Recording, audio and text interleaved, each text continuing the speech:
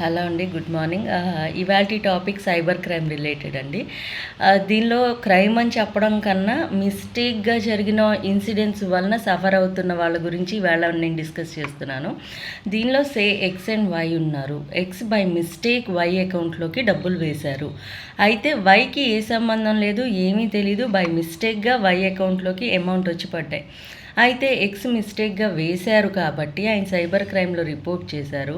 But unfortunate thing ఏంటంటే వైకి ఏ సంబంధం లేకపోయినా వై బ్యాంక్ అకౌంట్ ఫ్రీజ్ అయిపోతుంది. ఈ వై అనే అతని బ్యాంక్ అకౌంట్ ఉత్తపుణ్యానికి అతను తప్పు లేకపోయినా ఫ్రీజ్ అయిపోవడం వలన అతని ఈఎంఐస్ కట్టుకోవడానికి కానీ ఈ వై అనే అతని బ్యాంక్ అకౌంట్స్లో ఈఎంఐస్కి లేకపోతే న్యూ అకౌంట్స్ ఓపెనింగ్కి లేకపోతే ఎటువంటి ట్రాన్సాక్షన్స్కి అవకాశం లేకుండా అకౌంట్ ఫ్రీజ్ అయిపోతుంది.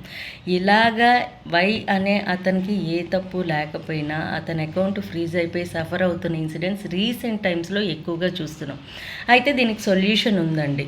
ఏది ఎక్స్ అనే అతను కంప్లైంట్ ఇచ్చి సైబర్ క్రైమ్లో రిజిస్టర్ చేసి అది కోర్టుకు వెళ్ళి అకౌంట్ డీఫ్రీజ్ అయ్యి వాళ్ళ మనీ వాళ్ళకి వెళ్ళి ఈ ప్రొసీజర్ జరుగుతుంటే అది కంప్లైంట్ సైడ్ నుంచి జరుగుతున్న ప్రొసీజరు. అలాగే ఈ వై ఏదైతే వై అనే పర్సన్ ఉన్నారో అతను ఏ సంబంధం లేకుండా అకౌంట్ ఫ్రీజ్ అయిపోయి ఇబ్బంది పడుతున్న అతనికి కూడా ఒక ఫీజిబిలిటీ ఉందండి. ఏంటంటే అతను ఈ incident X and Y incident వచ్చేసి ఎక్స్ ఒక వేరే స్టేట్లో కర్ణాటకనో తమిళనాడో లేకపోతే బీహారో యూపీలోనో ఉంటే వై అనే అతను ఇక్కడ తెలంగాణ ఆంధ్రాలో ఉన్నారనుకోండి. సో ఎక్స్కి ఎక్కడైతే వాళ్ళ స్టేట్లో ఎలాగైతే బెనిఫిట్స్ ఉంటాయో లా ప్రకారం వైకి కూడా అతని రిసైడింగ్ ప్లేస్లో అతని బ్యాంక్ అకౌంట్ హోల్డింగ్ జ్యూరిస్డిక్షన్లో కూడా అతనికి బెనిఫిట్స్ ఉంటాయి. ఏ తప్పు చేయకుండా మన అకౌంట్లో డబ్బులు వచ్చి పడి మన అకౌంట్ ఫ్రీజ్ అయినప్పుడు మనం ఆ కన్సర్న్డ్ కోర్టును కానీ ఆ కన్సర్న్డ్ స్టేట్ హైకోర్టును కానీ అప్రోచ్ అయితే మీకు రిలీఫ్ దొరుకుతుంది. ఇది నేను ఎందుకని చెప్తున్నాను అంటే ఇది ఎవరి తప్పు లేకుండా జరిగిన ఒక మిస్టేక్లో కూడా సఫరింగ్ అనేది ఉంటుంది.